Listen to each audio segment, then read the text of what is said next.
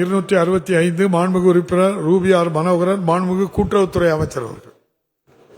மாண்புமிகு பேரவைத் தலைவர் அவர்களே, நாங்குநேரி சட்டமன்ற தொகுதிக்குட்பட்ட புன்னங்குளம் ஊராட்சியில் உள்ள குசவன்குளத்தில் புதிய பகுதி நேர நியாய விலைக்கடை அமைக்க சாத்தியக்கூறுகள் இல்லை. மாண்புமிகு பேரவைத் தலைவர் அவர்களே, திருநெல்வேலி மாவட்டம் நாங்குநேரி வட்டம் ஸ்ரீ ராமானுஜம் கூட்டுறவு பண்டக சாலையின் கட்டுப்பாட்டில் உள்ள உன்னங்குளம் முழு நேர நியாய விலைக்கடையானது 551 குடும்ப அட்டைகளுடன் செயல்பட்டு வருகிறது. இதில் புதிய பகுதி நேர நியாய விலைக்கடை கோரும் குசவன்குளம் பகுதியில் 110 குடும்ப அட்டைகள் தான் இருக்கிறது. ஆகவே மேலும் உன்னங்குளம் முழு நேர நியாய விலைக்கடைக்கு மாண்புமிகு உறுப்பினர் அவர்கள் குறிப்பிட்டு சொன்னதை போல 2 கிலோமீட்டர் இருக்கு. விதிகளின்படி பார்த்தோம்னா ஒரு தாய்க்கடையிலிருந்து பகுதி நேர கடையை பிரிக்கணும்னா பிரிக்கிற தாய்க்கடையில் எஞ்சிய 500 கார்டுகள் இருக்கணும், குடும்ப அட்டைகள் இருக்கணும். தூரத்தை பொறுத்தவரை இது 2 கிலோமீட்டர், ஆனால் நமக்கு 1.5 கிலோமீட்டர் இருந்தாலே கொடுக்கலாம். கார்டுகள் 110 கார்டு இருக்கிறதுனால தான் இதில் பகுதி நேர கடை கொடுக்கறதுல கொஞ்சம் சிக்கல் இருக்கு. இருந்தாலும் சிறப்பு நிகழ்வாக மாண்புமிகு உறுப்பினர் அவர்கள் எதிர்க்கிறார்கள். உணவுத்துறை ஆணையர் மூலமாக சிறப்பு நிகழ்வாக இதை செய்வதற்கு வழிவகை செய்யப்படும். மாண்புமிகு பேரவைத் தலைவர் அவர்களே, நியாய விலை கடைகள் அமைப்பது குறித்து பொதுவாக கிராம பகுதிகளில் நகரப்பகுதிகளில் 800 குடும்ப அட்டைகள் இருக்கணும் ஒரு கடையை, புதிய கடையை உருவாக்குவதற்கு. அதே போல கிராம பகுதிகளில் 500 கார்டுகள் இருக்கணும். அது இருந்தால் குடும்ப அட்டைகள் இருந்தால் அதை பண்ணிக்கலாம். மலைப்பகுதிகளில் சற்று விதிவிலக்கு கொடுத்து 400 குடும்ப அட்டைகள் இருந்தால் அதை போதும்னு இருக்காங்க.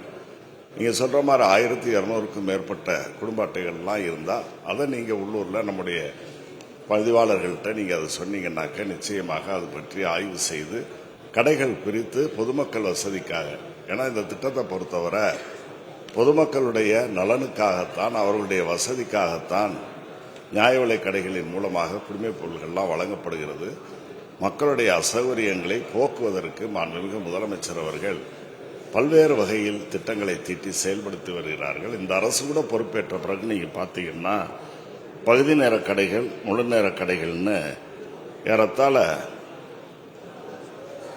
2394 கடைகள் புதிதாக இந்த 4.5 ஆண்டு காலத்தில் தொடங்கப்பட்டிருக்கிறது. பகுதி நேர கடைகள் அப்படின்னு பார்த்தா 1505 கடைகளும், முழு நேர நியாய விலை கடைகள் 789 கடைகளும் திறக்கப்பட்டிருக்கிறது. ஆகவே புதிய கடைகளை துவக்குவதில் எந்த சிக்கலும் இல்லை. ஓரளவு அந்த விதிகளை பின்பற்ற வேண்டும் என்பதுதான் அதிகாரிகளுக்கு அறிவுறுத்தப்பட்டிருக்கிறது. நீங்கள் உறுப்பினர் அவர்கள் அங்கே அவர்களிடத்திலே மாவட்ட அளவிலே சொன்னீர்களே, ஆனால் அதற்கான தீர்வுகள் நிச்சயமாக கிடைக்கும்.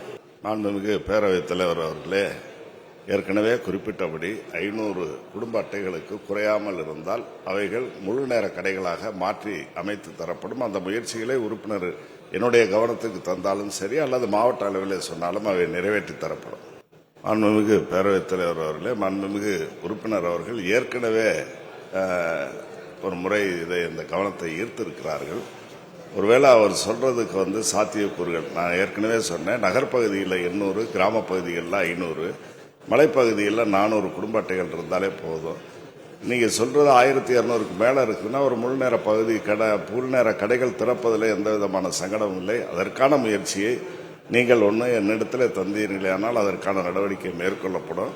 இல்லை நீங்கள் உள்ளூரில் மாவட்ட அளவில் அந்த முயற்சிகளை மேற்கொள்ளுங்கள், ஏற்பாடு செய்யலாம்.